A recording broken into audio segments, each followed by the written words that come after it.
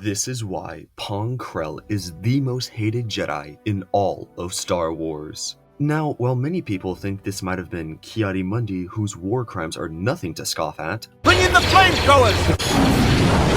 or even Anakin Skywalker, who has murdered several children,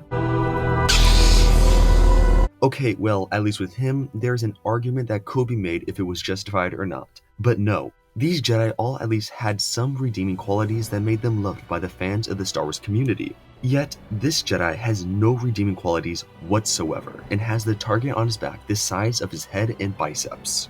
Of course, I'm talking about the scumbag that is Pong Krell. And I promise that by the end of this video, you not only will understand why he is so hated, but even the reason he fell to the dark side.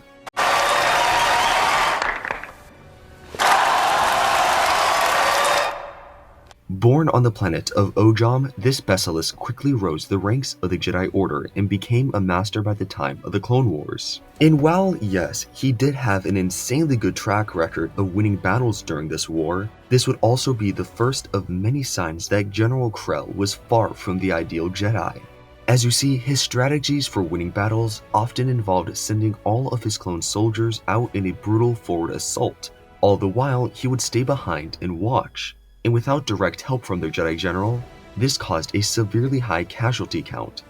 In fact, so high that no one else in the entire Grand Army of the Republic matched this. Yet, as he says, "It's because I do things by the book, and that includes protocol." Enough justification, let's expose him. Starting with his disrespect for the clone troopers. While some Jedi, like Windu and Quinlan, may not have liked the clones all that much, they at least had enough common sense to treat them with respect. After all, they are sentient and living beings, yet Krell, on the other hand, treats them no better than trash. As on several occasions, he has mocked their intelligence and meaning of life, claiming that they are creatures bred in some laboratory. And his hatred of them even go as far as to insult our boy Captain Rex right in his face by calling him by his CT number and saying that he's "I find it very interesting, Captain, that you are able to recognize the value of honor for a clone." Alongside this, on several occasions has doubted, questioned, and even downright insulted the clone's capabilities in nearly every aspect. Even if a clone suggests a strategy that not only would save them men but also resources, Krell dismisses their idea. However, disrespect is one thing and abuse is another. And believe me, Krell is the definition of abuse.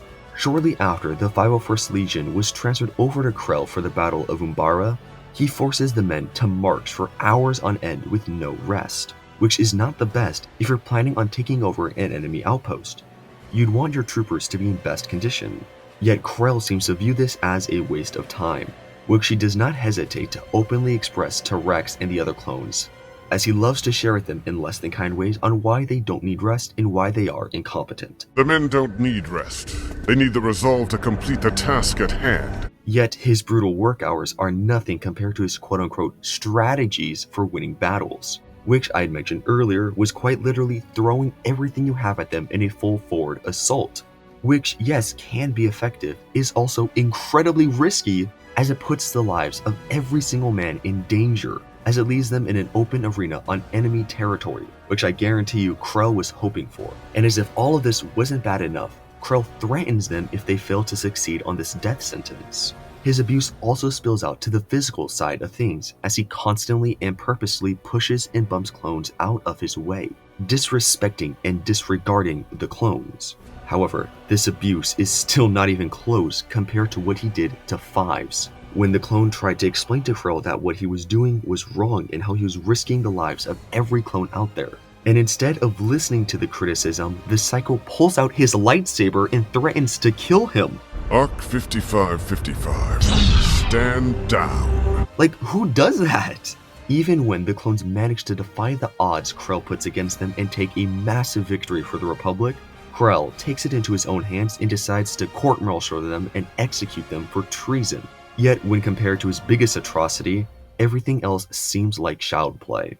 Towards the end of the battle, the clones receive a new mission from General Krell, and by his description, the enemy forces had taken clone armor to disguise themselves as allies, when in reality they were enemy forces planning an attack on their outpost, and their mission was to engage them in a full battle assault. However, unbeknownst to them, the exact same mission had been given to General Kenobi's clone soldiers, who were just as oblivious as the 501st. Now, don't worry, Obi-Wan also was unaware of what Krell was doing. Yet, unfortunately, the damage would be done, as the clones would kill each other without even realizing who they were. It was only after Rex would take off the helmets of one of the clones that he realized he was killing his own brothers. And in the most heartbreaking scene of the entire show, we see the aftermath. Alongside this, we see the sheer trauma that many clones suffered. And as if all of this wasn't bad enough, this also caused the death of a fan favorite character, Waxer, who, for those of you who don't know, was a main character during the Battle of Ryloth. And after this, the clones go to confront Krell and take him into custody. But he decides to fight back and manages to briefly escape. And as he's on the run, he goes on a murder rampage as he hunts down and kills all the clones, even going as far as to beating them to death with his bare hands. And when, at long last, he's finally captured and defeated, it is revealed that he did all of this simply because he could and that the clones fell for it. And it is here we also learned why Krell fell to the dark side. It is because he became disillusioned with the Jedi Order and sought to serve Count Dooku as his new apprentice.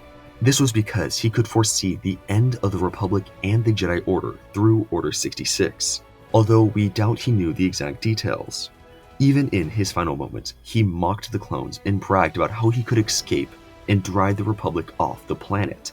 Yet, as we know, this would never come to fruition, as he would be executed shortly after by a clone trooper named Dogma, thus ending the life of the most hated Jedi in all of Star Wars.